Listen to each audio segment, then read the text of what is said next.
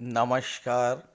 बहुत स्वागत है आप सभी दर्शकों का तुला राशि के लिए शुक्र राशि परिवर्तन के इस वीडियो में।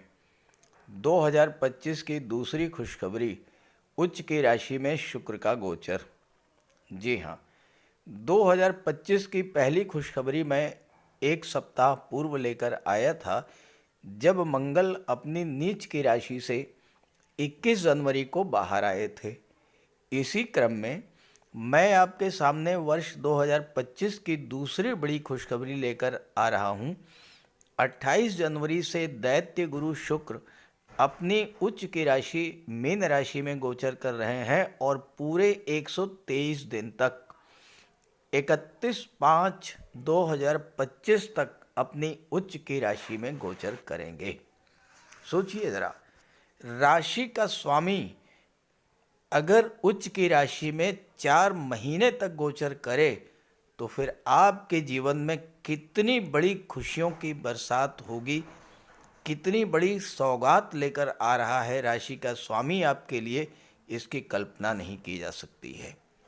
क्योंकि शुक्र वो ग्रह हैं जो हमें धन तो प्रदान करते ही हैं, जीवन में खुशियां लाते हैं, कंफर्ट और लग्जरी, प्रेम और आकर्षण, विवाह और दाम्पत्य सुखों के कारक होते हैं।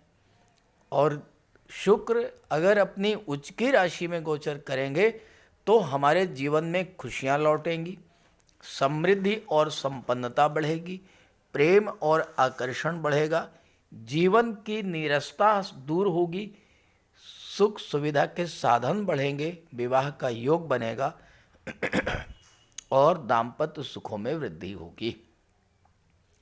लेकिन क्या मात्र शुक्र के उच्च के हो जाने से हमारे जीवन में खुशियों की, धन की, सुखों की बरसात होने लगेगी? ऐसा बिल्कुल भी नहीं होगा। तो फिर हमें क्या करना होगा जिससे हमें ये सभी चीज़ें प्राप्त हो सके, ये भी मैं आपको इस वीडियो में बताऊंगा। इस गोचर के साथ दो और महत्वपूर्ण घटनाएं घटित होंगी। पहली घटना है गुरु शुक्र का परिवर्तन योग का बनना। अभी तक पिछले 9 महीनों से 1 मई 2024 से गुरु का गोचर अपनी शत्रु राशि में था, इसलिए गुरु अपना शुभ फल नहीं दे पा रहे थे। लेकिन जब दो ग्रहों का परिवर्तन योग बनता है तो दोनों ही ग्रह जिन जिन भावों से संबंध रखते हैं उनसे संबंधित शुभ फल प्राप्त होते हैं।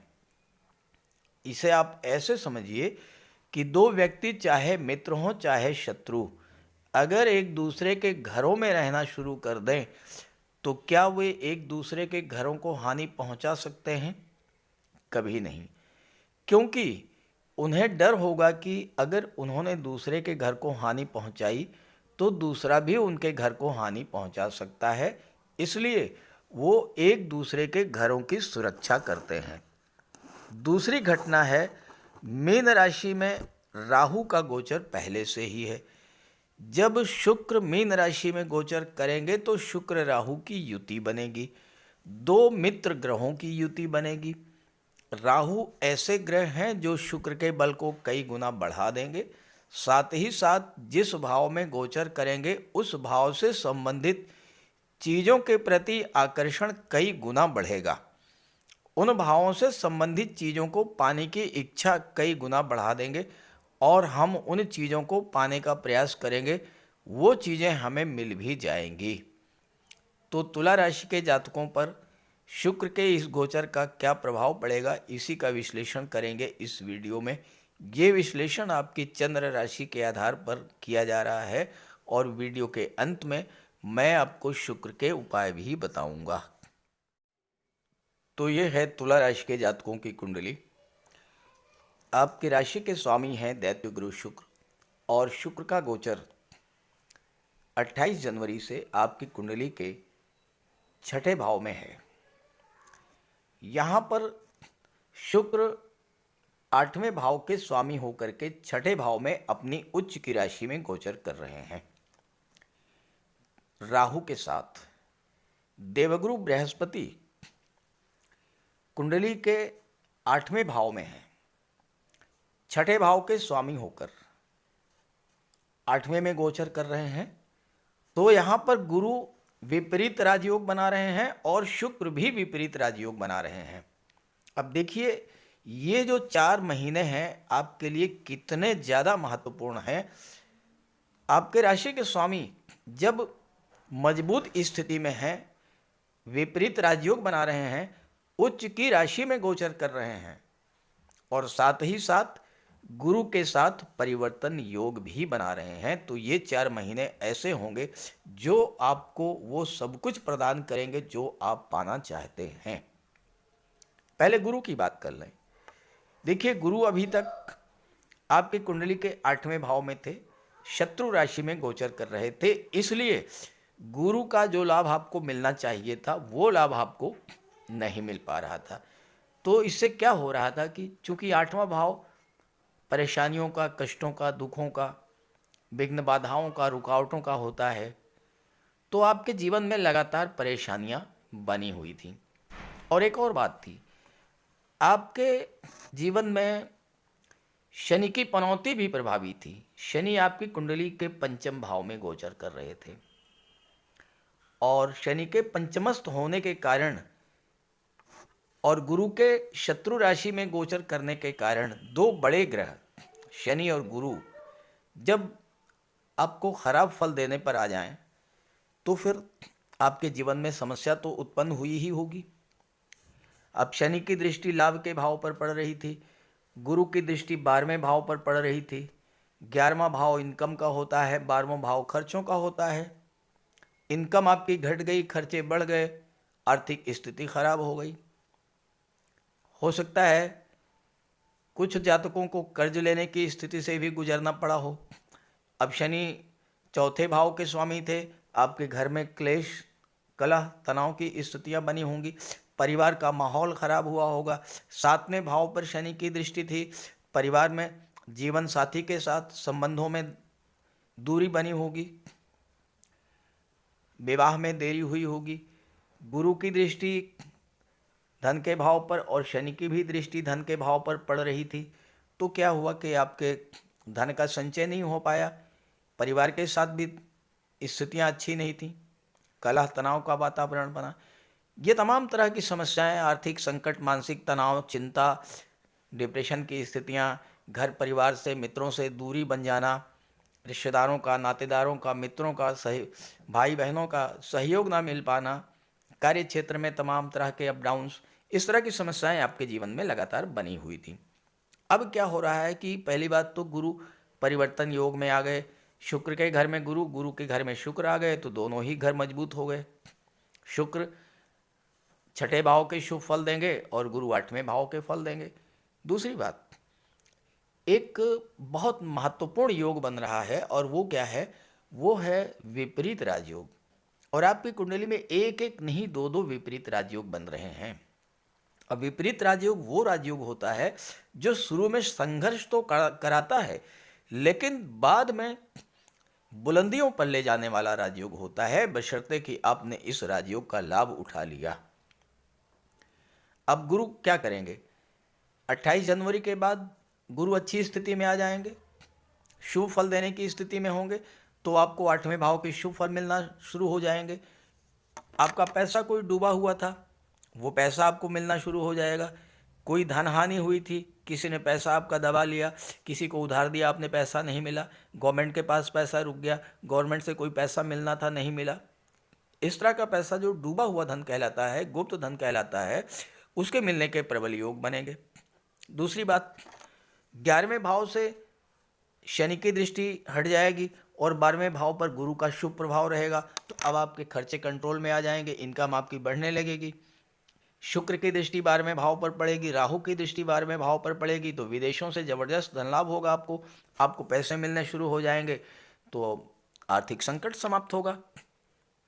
धन भाव पर गुरु की दृष्टि पड़ेगी, अब शुभ दृष्टि पड़ेगी, तो क्या होगा कि आपके बैंक बैलेंस बढ़ना शुरू हो जाएगा, परिवार के लोगों के साथ सहयोग की स्थितियां बनेगी, परिवार के लोग आपको कोऑपरेट करेंगे। और 4थे भाव पर गुरु की दृष्टि पड़ेगी, शनि भी यहाँ से हट रहे हैं, 6ठे भाव में आ जाएंगे। 6ठे भाव में राहु शनि दोनों अच्छा फल देते हैं। 4था भाव प्रॉपर्टी का होता है, शुक्र यहाँ पर छठे भाव में है। शुक्र आपकी इच्छा पूर्ति के कारक होते हैं, आपकी डिजायर्स को शो करते हैं। तो कोई पुरानी भूमि भवन प्रॉपर्टी की आपकी इच्छा थी, वाहन खरीदने की इच्छा थी, इस तरह की इच्छाएं भी इन 28 जनवरी से 31 मई के बीच इन 4 महीनों में पूरी होंगी। और इसके बाद भी 31 मई के बाद भी शुक्र का गोचर बहुत अच्छा है, क्योंकि शुक्र यहाँ से 7वें भाव में आ जाएंगे। 7वें भाव में लग्न को देखेंगे, 7वें भाव में शुक्र बहुत अच्छा फल देते हैं। फिर 8वें भाव में अपनी राशि में होंगे, यहाँ फिर विपरीत राजयोग बना देंगे। गुरु भाग्य के भाव में चले जाएंगे। तो आने वाला समय भी 31 मई के भी बाद का भी बहुत अच्छा रहेगा आपके लिए। अब यहाँ एक प्रश्न आपका ये हो सकता है कि मैं शुक्र की बात कर रहा हूँ लेकिन चर्चा गुरु की कर रहा हूँ, क्यों कर रहा हूँ? इसलिए कर रहा हूँ कि शुक्र के प्रभाव से ही गुरु अच्छा फल देने को बाध्य होंगे। अगर शुक्र मीन राशि में नहीं आते तो गुरु खराब फल ही देते रहते, लेकिन चूंकि शुक्र मीन राशि में आ गए, गुरु शुक्र का परिवर्तन हो गया, इसलिए अब गुरु भी आपको अच्छा फल देंगे। अब शुक्र आपको क्या देंगे ये भी समझ लें। अब लग्न का स्वामी अगर अपने उच्च की राशि में गोचर करे और विपरीत राजयोग बनाए तो एक तरह से देखा जाए तो डबल विपरीत राजयोग शुक्र बना रहे हैं। 8वें भाव के स्वामी होकर के छठे भाव में गोचर कर रहे हैं, तो एक तो ये बना, और अपनी उच्च की राशि में गोचर कर रहे हैं। तो शुक्र इस समय बेहद मजबूत स्थिति में है। अब राशि का स्वामी अगर मजबूत स्थिति में हो तो फिर ज़्यादा से ज़्यादा लाभ मिलने की स्थिति बनती है। भाग्य का स्वामी भाग्येश बुध हैं, बुध आपकी राशि के स्वामी के मित्र हैं, राहु के भी मित्र हैं। जब दो ग्रह एक साथ होते हैं तो एक दूसरे के गुण बदल जाते हैं, यानी शुक्र राहु जैसा कार्य करेंगे, राहु शुक्र जैसा कार्य करेंगे। अब राहु की दृष्टि 10वें भाव पर है, राहु की दृष्टि 12वें भाव पर है, और राहु की दृष्टि धन के भाव पर पड़ेगी। गुरु की दृष्टि भी धन के भाव पर पड़ेगी, शुक्र की दृष्टि 12वें भाव पर पड़ेगी। अब आप देखिए 10वें भाव, 12वें भाव और धन के भाव के सभी शुभ फल आपको मिलना शुरू हो जाएंगे। 10वां भाव क्या है? आपका कर्म क्षेत्र है, आपका कार्य क्षेत्र है। यहाँ पर राहु की दृष्टि पड़ेगी, शुक्र के साथ है राहु, तो आपको अपने कार्य क्षेत्र से धन की प्राप्ति होगी। अभी तक देखिए कभी कभी ऐसा होता है कि हम मेहनत बहुत करते हैं लेकिन फल नहीं मिलता। पैसे पाने के लिए, धन प्राप्त करने के लिए परिश्रम बहुत करते हैं, एफर्ट बहुत करते हैं, लेकिन पैसा नहीं मिल पाता। मिलता भी है तो बहुत देरी से मिलता है या नहीं ही मिल पाता। तो जब ग्रहों का गोचर अच्छा होता है तो उस स्थिति में क्या होता है कि कम परिश्रम करने पर भी आपको ज़्यादा लाभ मिल जाता है। थोड़ी मेहनत किया, आपको पैसा मिल गया। किसी आपका डूबा हुआ पैसा कोई था, वो पैसा आपको मिल जाएगा। किसी ने आपका पैसा दबा लिया था, बिजनेस में आपका पैसा फंस गया था, इस तरह का पैसा मिलेगा। विदेश से शुक्र का संबंध बन रहा है, राहु के साथ है, राहु विदेश के कारक हैं। ये समय विदेशों से धन लाभ प्राप्त करने की दृष्टि से बहुत अच्छा है। विदेश जाने के बहुत प्रबल योग बन रहे हैं। जो लोग विदेश जाने के इच्छुक थे, नहीं जा पा रहे थे, वो विदेश जाएंगे। छठा भाव कर्ज का होता है, 8वां भाव दूसरा भाव जो है ये धन का होता है, तो धन प्राप्ति होगी, कर्ज आपका उतरेगा। स्वास्थ्य संबंधी समस्याएं भी समाप्त होंगी, और शुक्र के प्रभाव से किसी तरह की कोई शत्रुता चल रही थी, कोई कोर्ट कचहरी का मैटर बना हुआ था, उससे भी आपको राहत मिलेगी, क्योंकि 12वें भाव पर गुरु की भी दृष्टि है, शुक्र की भी है और राहु की भी दृष्टि है। 12वें भाव में 3 ग्रहों का प्रभाव है, तो 12वें भाव के शुभ फल मिलेंगे। 12वें भाव के जब आपको शुभ फल मिलेंगे तो खर्चे घटेंगे, विदेश जाने का योग बनेगा। साथ ही साथ शुक्र कला और सौंदर्य के कारक होते हैं। जो जातक कला और के क्षेत्रों से जुड़े हुए हैं विदेश जाकर के अपनी कला का प्रदर्शन कर सकते हैं। जो जातक शुक्र से संबंधित चीज़ों का व्यापार व्यवसाय करते हैं, कलात्मक चीज़ों का, सुख सुविधा के बढ़ाने वाले सीधनों का, कंफर्ट और लग्जरी को रिलेट करने वाली चीज़ों का व्यापार व्यवसाय करते हैं, उनके लिए बहुत अच्छी बिजनेस डील होंगी। विदेशों से आपको धन लाभ होगा। शुक्र आपके डिज़ायर्स को शो करते हैं, आपकी इच्छाओं को शो करते हैं, और आपकी कोई पुरानी इच्छा इस समय पूरी जरूर होगी।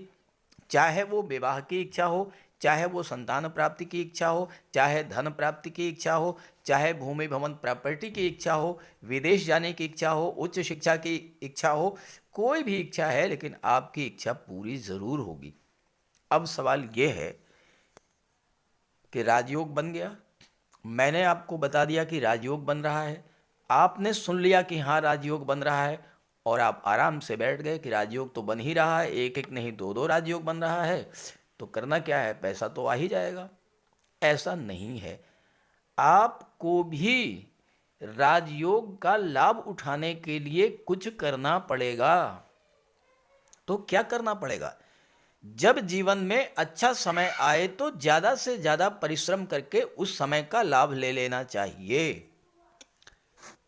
तुला राशि शुक्र की राशि है। तुला राशि के जातक थोड़ा आलसी होते हैं, आराम तलब होते हैं, कंफर्ट जोन में रहना पसंद करते हैं। इस चीज से आपको दूर हटना होगा, परिश्रम करना पड़ेगा, कठोर परिश्रम करना पड़ेगा। योग अच्छा बन रहा है, पूरा पूरा लाभ लीजिए। एक बात। दूसरी बात, आपके घर में कोई मेहमान आता है अगर, तो पहला काम आप क्या करते हैं? उसके आने से पहले आप अपने घर को साफ सुथरा करते हैं या नहीं? आप कमेंट करके बताइए। करते हैं? अब आप चाहते हैं कि माता लक्ष्मी आपके घर में आए, आपके घर में निवास करें, तो अपने घर को उनके आने लायक, उनके रहने लायक तो बनाइए। अब ये ज़रूरी नहीं है कि आपके पास 20 कमरों का मकान हो, बड़ी सी कोठी हो, तभी माता लक्ष्मी आएंगी। आपके पास एक कमरे का मकान है, आपके पास एक झोपड़ी है, माता लक्ष्मी का वास उसमें भी होगा। लेकिन कैसे होगा? जब आप उस घर को साफ सुथरा रखेंगे। तो पहला काम तो यही करना है कि आपको घर को बिल्कुल साफ सुथरा कर लीजिए। दूसरा काम क्या करना है? दूसरा काम ये करना है कि शुक्र के साथ राहु हैं, आपके घर में जितना भी कबाड़ है तुरंत हटा दीजिए। टूटे फूटे इलेक्ट्रॉनिक आइटम, टूटी फूटी घड़ियां, टूटा फर्नीचर, टूटे फूटे बर्तन, खराब कटे फटे मैले कुचले कपड़े, जितनी भी चीज़ें मतलब कबाड़ की हैं, आप बिल्कुल हटा दीजिए। इन 4 महीनों में आपका घर चमकता दिखाई पड़ना चाहिए। आप देखिए कैसे नहीं आती हैं माता लक्ष्मी। माता लक्ष्मी तो दौड़ करके आएंगी। आप अपने घर को तो सही कीजिए, पहली बात। अब आपने घर को सही कर लिया, अब आप अपने तन और मन को भी सही कीजिए, स्वच्छ कीजिए। प्रातःकाल स्नान ध्यान पूजा पाठ करके माता लक्ष्मी की आराधना कीजिए। प्रतिदिन शाम के समय अपने घर में चंदन की सुगंध वाली अगरबत्ती जलाइए और राहु के बीज मंत्र का पाठ कीजिए, 1 माला 2 माला जितना आप कर सकते हो। तीसरा काम, आपने तन को भी स्वच्छ कर लिया, मन को भी स्वच्छ कीजिए। हर व्यक्ति के प्रति अच्छी भावना रखिए, प्रेम की दृष्टि रखिए, महिलाओं का सम्मान कीजिए, प्राणी मात्र से प्रेम कीजिए, दूसरों के कष्ट दूर करने का प्रयास कीजिए। करके तो देखिए, ये 4 महीने आपके जीवन में इतना जबरदस्त क्रांतिकारी परिवर्तन लाएंगे कि आप सोच नहीं सकते हैं। लेकिन आपको भी करना पड़ेगा जो मैंने बताया है। तो ये कीजिए और शुक्र का उपाय इन 4 महीनों में ज़रूर कीजिएगा। आपके राशि के स्वामी हैं, मजबूत स्थिति में हैं, उपाय करेंगे जबरदस्त लाभ मिलेगा। तो बात करते हैं उपायों पर। अगर आप लगातार आर्थिक संकट झेल रहे हैं, परिवार में कलह और तनाव की स्थितियां बनी हुई हैं, आपके विवाह में देरी हो रही है, धन जो आपको मिलना चाहिए वो आपको नहीं मिल रहा है, तो शुक्र का उपाय कीजिए। शुक्र ग्रह को मजबूत करने के लिए माता लक्ष्मी की आराधना कीजिए। शुक्रवार के दिन स्नान ध्यान करके, श्वेत वस्त्र धारण करके श्री सूक्त या लक्ष्मी सूक्त का पाठ कीजिए। साफ सफाई का विशेष ध्यान रखिए, घर को साफ रखिए, घर की दहलीज को स्वच्छ रखिए, साफ सुथरे वस्त्र धारण कीजिए, इत्र का प्रयोग कीजिए। महिलाओं का सम्मान कीजिए, भूल करके भी महिलाओं का अपमान मत कीजिए और उन्हें किसी तरह का कष्ट मत दीजिए। अगर आप कर सकें तो शुक्रवार का व्रत कीजिए। शुक्रवार के दिन श्वेत पदार्थों का दान कीजिए। चीनी है, दूध है, चावल है, दही है, श्वेत वस्त्र हैं, इन चीज़ों का दान कीजिए। कन्याओं को भोजन कराइए, खीर, मिष्ठान्न, स्वयं भी श्वेत पदार्थों का ही भोजन कीजिए और शुक्र से संबंधित किसी भी वस्तु का दान ग्रहण मत कीजिए भूल करके भी। किसी योग्य ज्योतिषी की सलाह लेकर के हीरा या मोती भी आप धारण कर सकते हैं।